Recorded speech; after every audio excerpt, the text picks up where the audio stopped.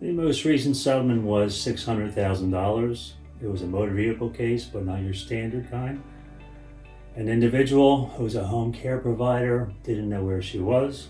She made a turn, striking our client, bouncing so hard off our client that she actually went through into somebody's living room. It made all 3 local channels. It was headline news that evening.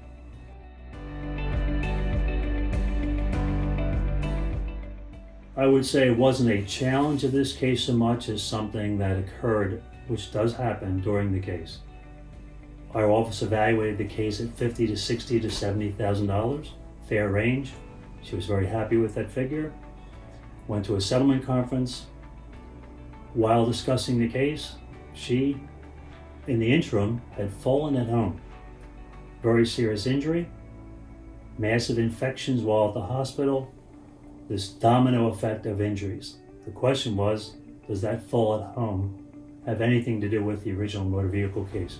In my opinion, after speaking with her, it did. She had injection therapy. She would get a bit unsteady. She had no history of unsteadiness. She would get unsteady after these injections. That's what caused her to fall.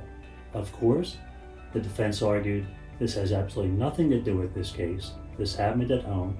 That was the issue.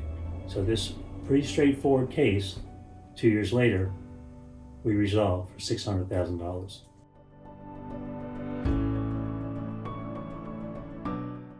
Our office was very happy with the settlement.